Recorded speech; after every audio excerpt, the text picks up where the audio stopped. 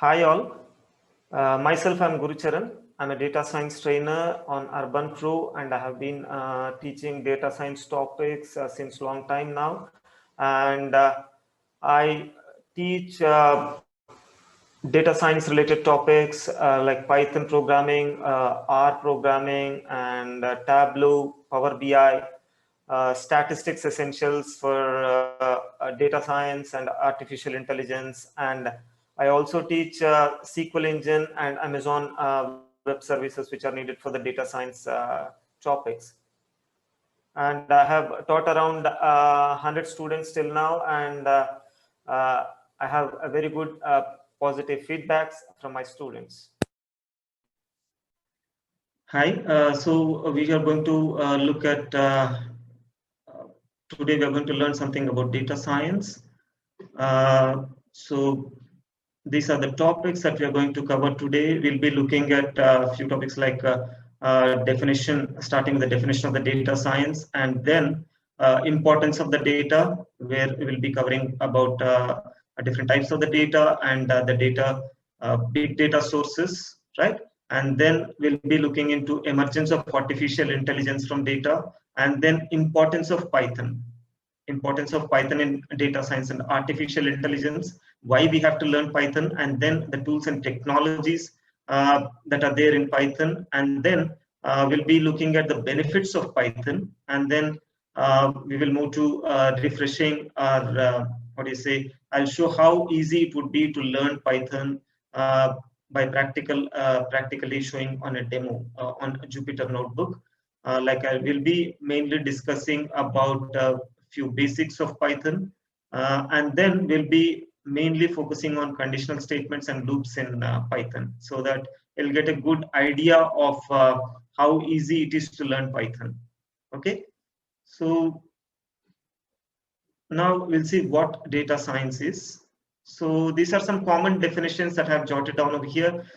Here, like if you see, first definition, it says that a powerful new approach to make the discoveries from the data, right?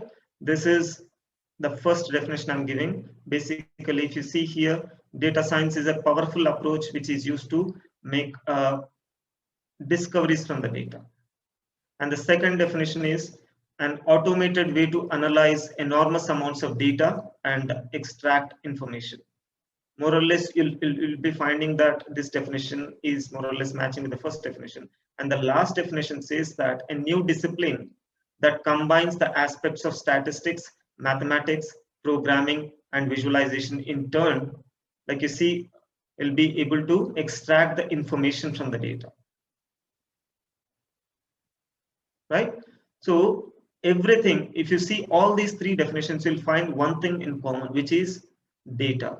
So without data, there is no data science, right? So now if you come to the data itself, which kind of data are we speaking about in data science? Is it that data that is like which is maintained in the notebooks or in the hard copies? No, it is the data which is digitized. The digital traces that we are obtaining, from the different electronic devices, right? We are speaking about the digitized data. Okay, so going ahead, so we had digitized data earlier also, but now in the past 3 years, from 2018, these 3 years were very remarkable in the human history. We had around 400% increase in the data. And there are many reasons, but I would say there are main 3 important reasons which I would like to point out for this data explosion. The first reason is that I would like to tell you is that it is the e-commerce businesses, all the businesses going online. Every business is going online. So during this pandemic, you would have seen like how important is the business going online. So due to this online businesses, a lot of digital traces are being left out. So these digital traces can be used for taking important or crucial or important decisions for any business. or in any organization, right? And the second reason would be, like, you see, uh, the way we communicate, the way we are communicating with the people, or the way we are communicating has completely changed altogether. In the earlier days, like, we used to gather in some gatherings where we used to fight with the people or discuss with the people, right? We used to appreciate with the people then and there, and we used to close the topic. But now it is not the thing. We fight with those people even with whom we don't know, right? We appreciate those people for our work, even, like, whom we don't know, right? It is happening on Twitters, right? We upload our images onto Facebook, Instagrams. We upload our videos onto YouTubes, so on and so forth. There are n number of platforms where we are sharing our data. So this data is again very huge, and you can imagine per second some terabytes of data is being generated, and this data cannot be held onto a single system, and that kind of data is called as big data. And there are many sources of this big data. If you see here, we have different sensors, social media, text, location. I mean, you see here location data, network logs, right? Server logs, and you see here audios, videos, and images. There are many kinds of such data sources. Like, you see Microsoft files, PDF files, XML files, HTML files. Likewise, there is no limit.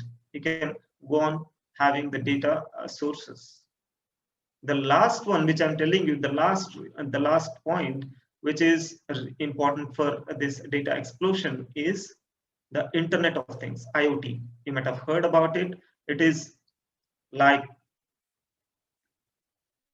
a very important thing, because all these devices, they are getting interconnected. Electronic devices, the computers, laptops, your watches, right? Your phones, everything, all the sensors, everything.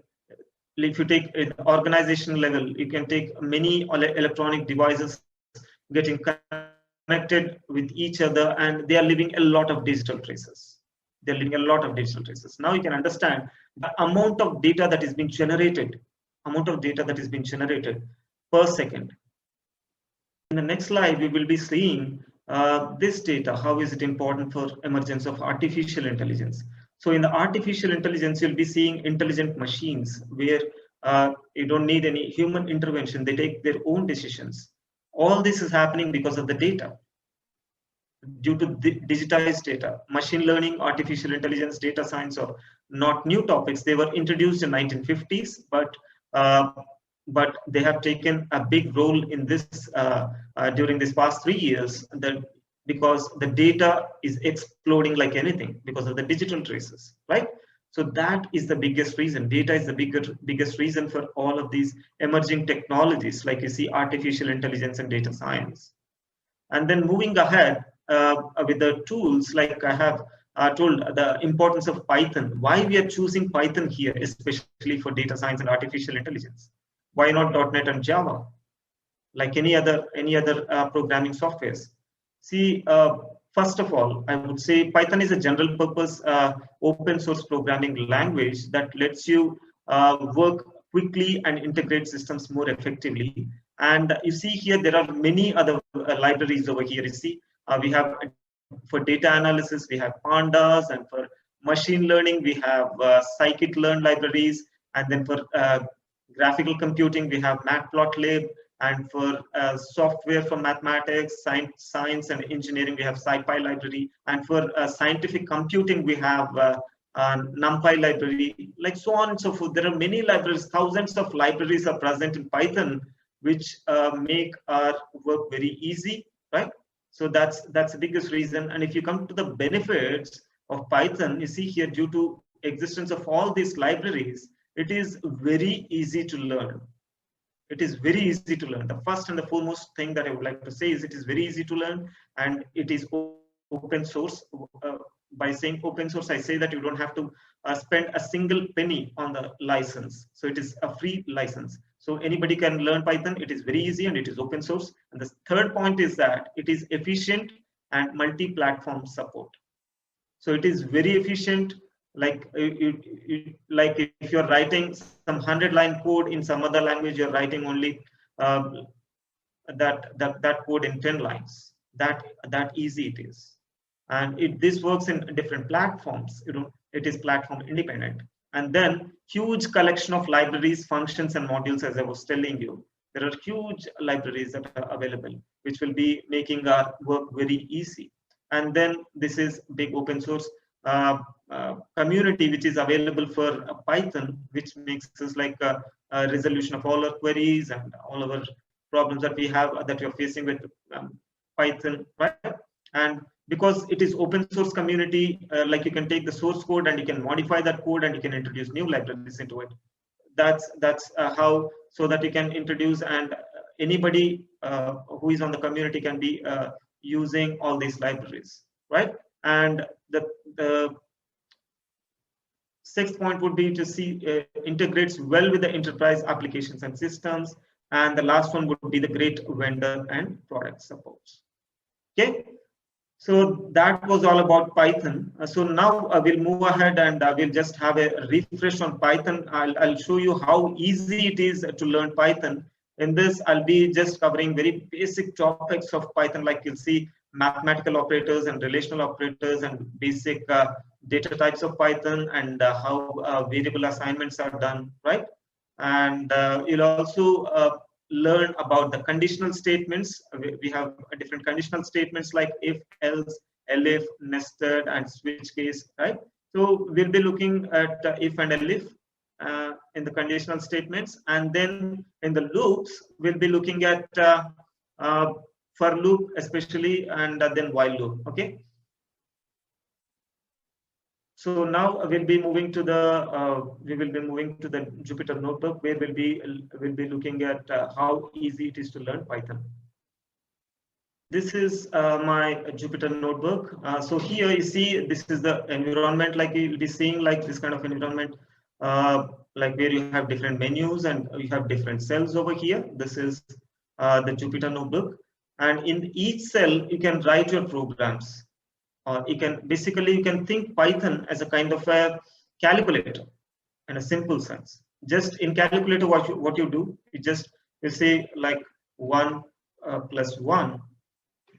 See, it is 2. As you do in calculator, but it is very simple. Like you don't have to write any program, a big program for small things. So it is very easy to learn Python, especially like when you are a beginner. If you don't have to memorize a lot of things here. You don't have to know like the basics of like any other language like C programming or C++ or Java or .NET. No. Even if you're fresher to the programming, I would suggest that you should start with Python, because it is very easy to learn. Now you see here the topics that I'm covering, as I've told you, I'll be covering about the data types. Now here, I would say data types. So what are the basic data types that we have? So we have basically numbers. Like in numbers, we have integers, and then you have decimals, which are called as float values, right? And then you have strings, like you'll be having characters, and then you'll be having everything like words and sentences, so on and so forth. And then you'll be having Boolean values, Boolean data type, which is true or false, right? So these are the basic data types. Now you see here in the basic data types, when I say numbers, like we have basic mathematical operators also. What are those mathematical operators? Now you can say plus, minus, right? You'll say subtraction, division, and then you have multiplication, and then you have raised to the power, like exponential, this thing which is denoted by double star, and then you have modulus, where you'll be getting the remainder, right? And you'll be having integer division, integer division. So on and so forth. You have many mathematical operators like this. So you can use these operators directly, and you can get the results like you see here. 4 plus 5. So it is 9. Just you need to just after writing the code, just you need to just say shift enter. That's it. And then you see 5 minus 4. It's very easy. And then you have 8 star 9. It is a multiplication, and you can just divide 7 divided by 2. It is 3.5. Now this is simple division, and now I'm going to take the integer division here. I'm going to take integer division. It is going to consider only the integer part. If you consider this one 7 by 2, and this is 7 integer division 2. If you see here, it is giving the decimal values. Here it is giving only the integer part of this number, whole number, right? And if you say 7%2, this is going to give us the remainder. Whatever after doing the division, whatever the remainder that we are going to get, that remainder it will be giving, right? This is all about your mathematical operators. Like even you have like raised to the power 5 raised to the power of 2. If you say, it will be 5 square, right? It is 25, right? Now coming to the variable assignment. Now I'll come to variable assignment. So in the variable assignment, like we can start writing our variables. Like you can start defining your variables like x equal to 25, for example, 25 or 20, whatever you specify, right? This is very simple. Like you don't have to specify, especially like saying that what kind of data type this variable is going to hold. It's not needed. In Java or .NET, you will have to specify like X, and then you'll be specifying the type of data that it is going to hold, whether it is an integer or long integer or short integer. No, whether it is a string or character, you don't have to do it. On the go, Python recognizes the data type. Okay. So this is how you do it. Now you have assigned x equal to 20, and you're just telling shift enter. It has already assigned it, right? So this is how you're going to do it. Now x equal to 3, and let us say y equal to 4. Now I have assigned my variables. Now you can see I can say like z is equal to x plus y, and this is how it is. It has executed it. But if I want to see the value, just you see, I'll print z. It is showing 3 plus 4 is 7. As simple as that. Okay. Now moving ahead, this is what is a variable assignment. Now we are going to look at the data type of strings. So if you come to strings, so what are strings? So here in any language when you are writing strings, or when you are assigning some strings, let us say you are assigning a string, hello world. So it should be within either single quotes or double quotes, or you can also write something like this.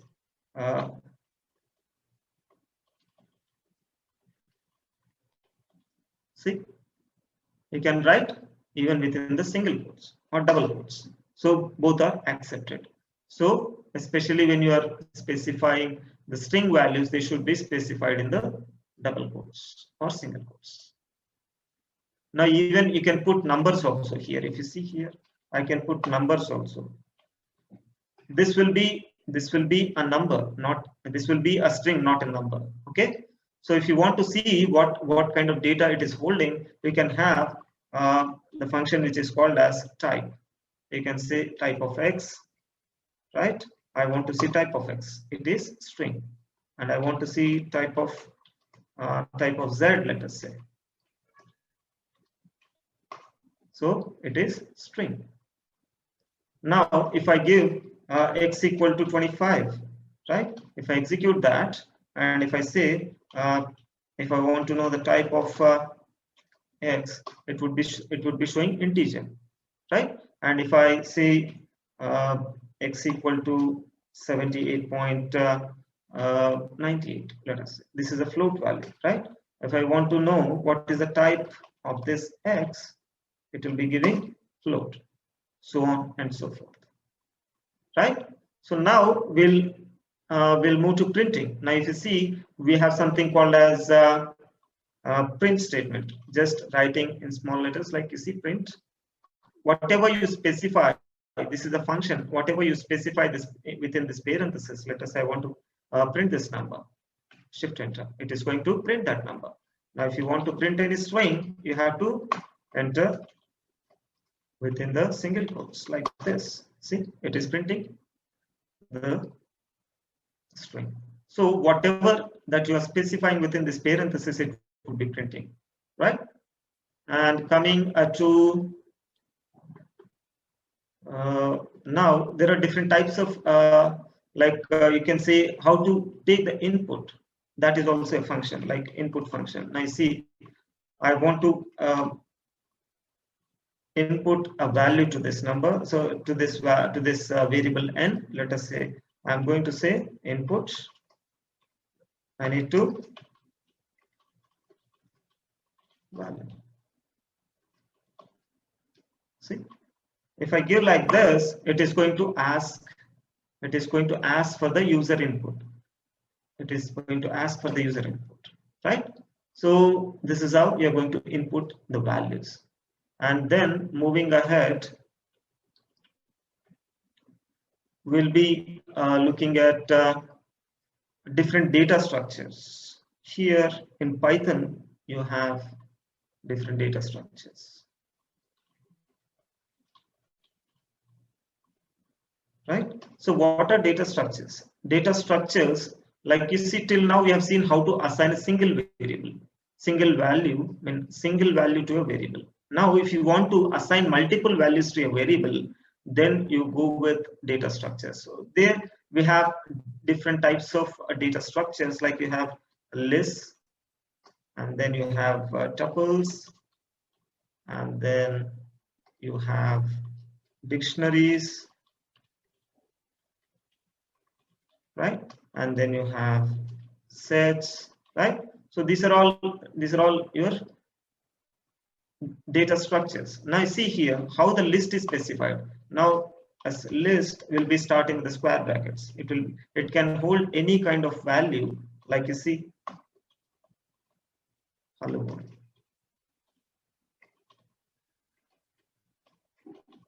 right? And it can have any kind of value, right? So it can hold any kind of value. So if you want to see what is there in the list, you can see these are all the elements that are present. It is having different elements, different types of data basically. Again, then you have tuple. What is tuple? In tuple, what it will be, like you can see, it will be starting with parentheses like this. So here again, this is also a kind of data structure which can hold multiple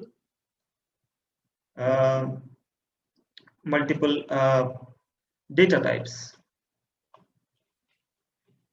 So likewise, see, the difference between the lists and tuples is that you can modify this list, but you cannot modify. Once a tuple is defined, you cannot modify them. You cannot modify them. That is the difference. And then dictionary, coming to the part of the dictionary, like if you say dictionary, let us say I'm going to define a dictionary. It is going to start with the flower brackets. Like you see, it will be having key value pairs. Like let us say I'm having key as 1 and my value is A, and key as 2 and my value is B. Let us say my value is 3 and I have let us say a value of C, so on and so forth. I see this one is executed and this one is printed like this. It is having key value pairs. Okay, and then finally you have set. What are sets? Basically, sets, again, it is a kind of data structure which holds the unique values. Let us say I have a list like this.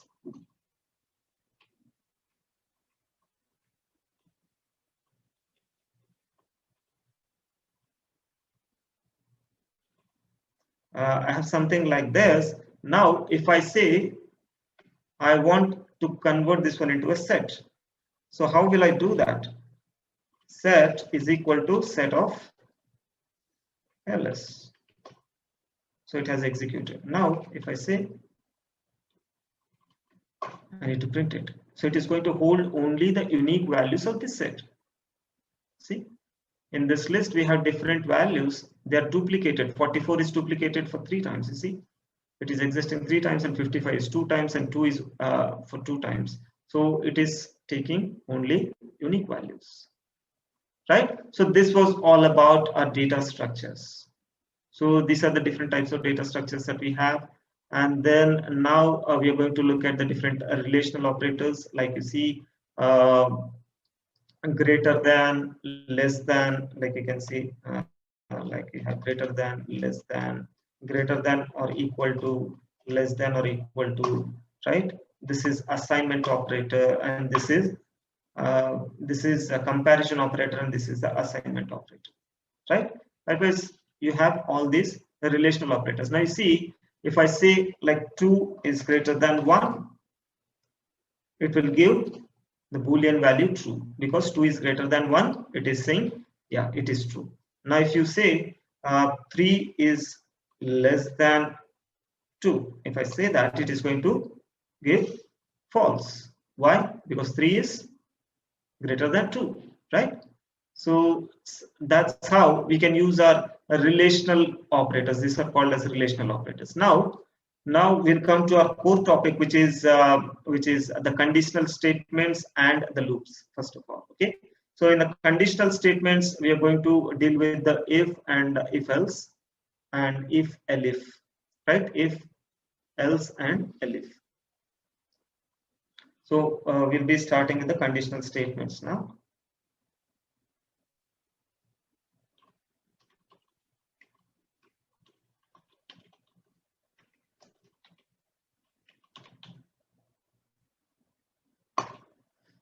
Okay.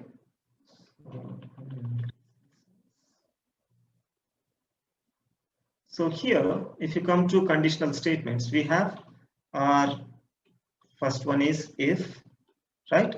If statement, if, and then you have if else, and then you have if elif, right? So we are going to use these conditional statements. Like you see, very simple example would be if I'll be starting my conditional statements with if and then space, or you can also write within the parenthesis, that is also fine. Here I'm not complicating it, just I'm telling if, I'm giving space, and I'm saying a condition. We have to specify a condition, 1 less than 2. Let us say for this condition, let us say I want to print, let us say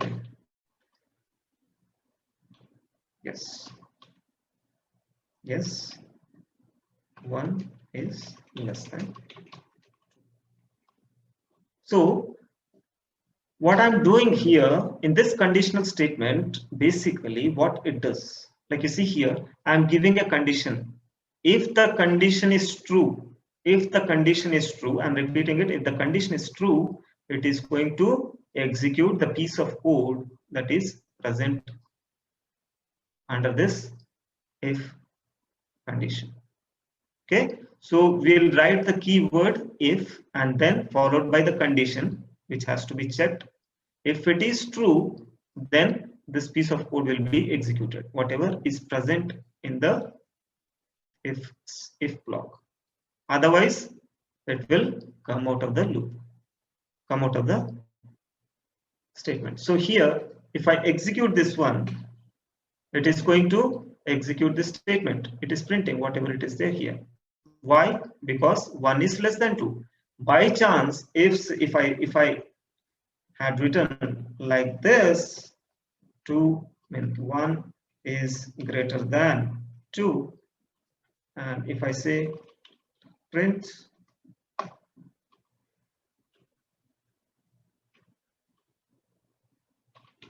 yes, 1 is greater than true, something like that. Some statement I've written, right? So now what it is going to do, if I execute this, it is not going to execute it. It is not going to execute this statement. Why? Because the fact that this statement is false. Until this condition, whatever the condition you are giving here, if it is true, only then the piece of code that is there inside this if statement will be executed. Otherwise, it will not execute that. Okay. So that is all about the conditional statement, like if statement, right? Now we'll go to if else, right? Now we'll say something, a very simple thing. Again, we'll take if 1 is less than 2, print what I should print first, right? Then, like if it is not the case, then print what I'm telling last. So now you see, first of all, it is going to check the condition. 1 is less than 2. Yes, it is less than 2. 1 is less than 2, right? So it is going to execute this piece of code. Now it is not going to execute this one because in the first go itself it found that this statement is true. So it will execute this piece of code. Here, if you see here, we have two statements because this statement is true, right? It is going to execute this piece of code, right? See, if I execute it, this is executing this piece of code. Now, if I say, by chance, if I just copy this one, and if I say just like, I would say just reverse it. 1 is greater than 2. So now it is going to print last because this condition is false. So it is not going to execute this statement. Now, if this condition is false, we are telling that if it is false, go to else and print this one, right? So this is all about our conditional statements in Python. So this is all about today's lesson. So if you have any doubts or any queries, you are most welcome to contact me through UrbanPro. We'll be keeping in touch in future. Like if you have any doubts, you are most welcome. And definitely after this lesson, we'll be having series of lessons, and we'll be definitely meeting in future lessons. Thank you very much.